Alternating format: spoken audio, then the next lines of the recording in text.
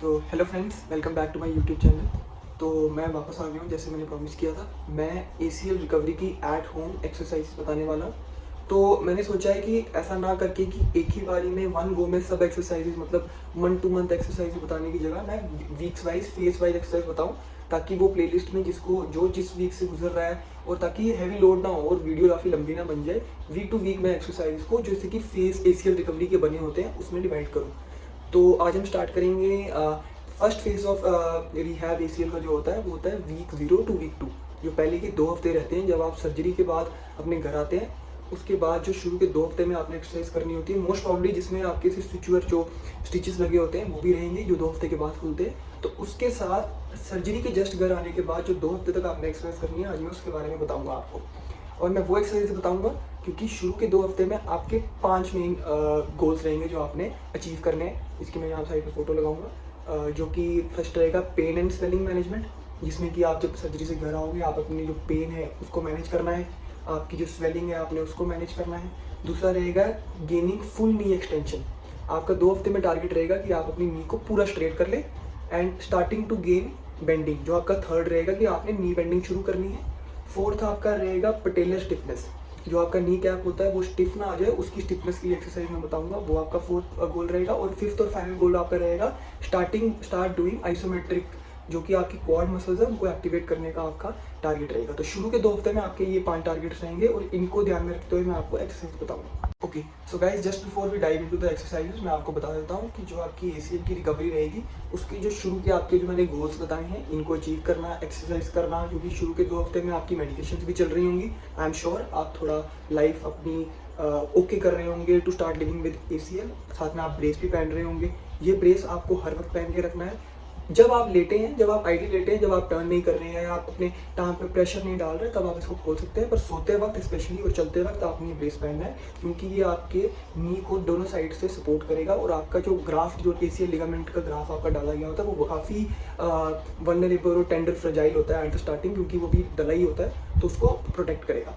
तो ये जो हम गोल्स अचीव करेंगे और एक्सरसाइज करेंगे, इसको करने के साथ आपको 4 चीज़ों का ध्यान रखना है, जिससे कि आपकी जो रिकवरी है काफ़ी पेन फ्री और काफ़ी स्मूथली चलेगी। जो मैंने खुद किया था, जिसको बोलते हैं राइस। ये जो स्ट्रैटेजी होती है राइस, इसमें R stands for rest, I stand for icing, C stands for compression and E stands for elevation. तो रेस्ट आपने काफ़ी अमाउंट, क्योंकि आप सर्जरी के बाद कर आए होंगे तो ज़्यादातर आप रेस्ट ही कर रहे होंगे, that is very important. Icing दिन में 2 या 3 बार आपको अपने घुटने की आइसिंग करनी है, क्योंकि वो जो अंदर फ्लूइड बन जाता है सर्जरी के बाद उसको कम करेगा और आपको काफ़ी स्वेलिंग में भी हेल्प करेगा।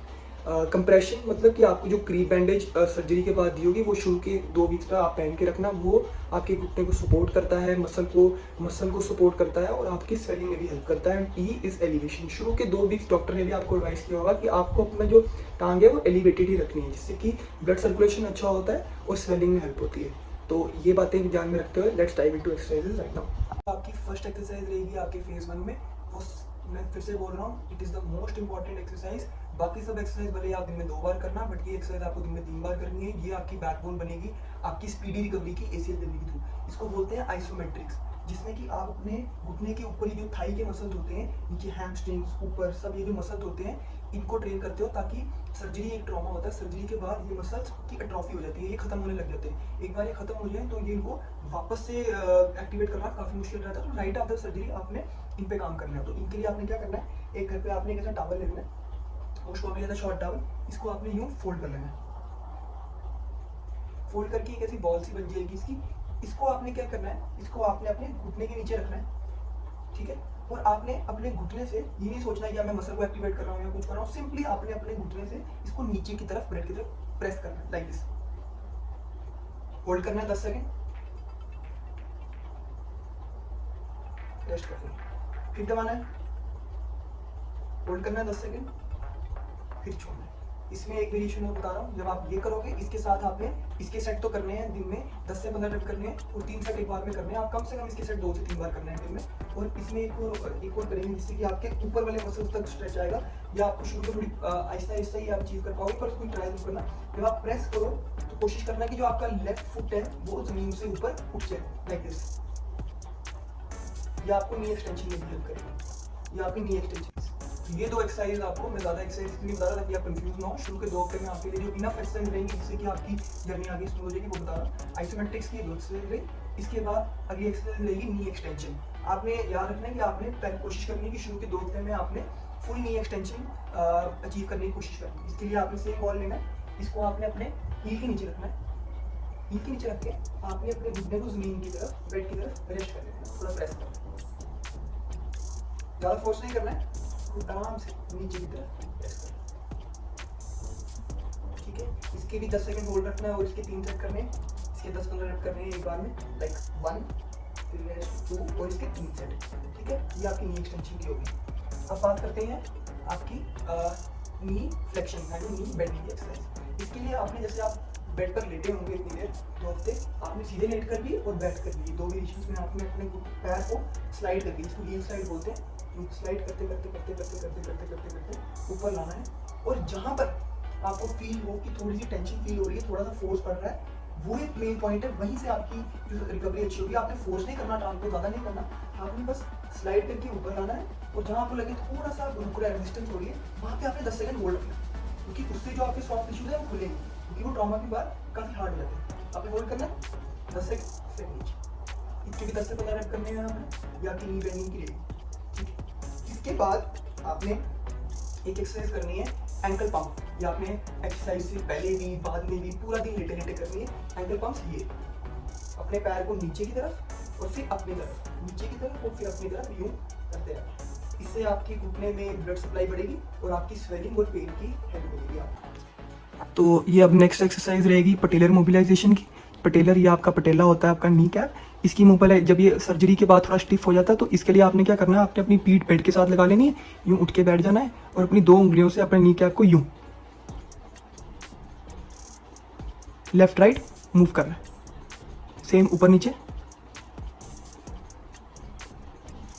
इससे क्या होगा, इससे आपका जो पटेला है, नी कैप है, वो काफ़ी मोबिलाइज होगा और वो जो स्टिफनेस थी वो दूर होगी और इससे आपको नी बेंडिंग और फ्लेक्शन में हेल्प मिलेगी। ठीक है फ्रेंड, इसके बाद आपकी एक एक्सरसाइज रहेगी लेग रेज वाली। ये एक्सरसाइज रिमेंबर आप तभी करना है जब आपको अपने घुटने में कोई लैग यानी कि लेग रेज एक्सरसाइज बता देता हूँ। इसमें आपने लेटे लेटे अपनी लेग को ऊपर लेकर जाना है, स्ट्रेट रखकर बिल्कुल अपना मसल टाइट करके ऊपर लेके जाना है, फिर होल्ड करके 10 सेकंड नीचे लाना है, फिर ऊपर लेके जाना है, फिर होल्ड करके 10 सेकंड नीचे लेके आना है। ये एक्सरसाइज आप तब करेंगे जब आपको आप घुटना ऊपर करें और आपको अपने घुटने में कोई मुड़ाव या लैग महसूस ना हो। ये एक्सरसाइज आपने तभी करनी है, याद रखिएगा। शुरू के 2 हफ्ते यानी वीक 0 से वीक 2 तक आपके लिए एक्सरसाइज काफ़ी इनफ रहेंगी और it is more than sufficient आपकी जर्नी के लिए। आप अलग अलग वीडियो देख के कंफ्यूज मत होइएगा।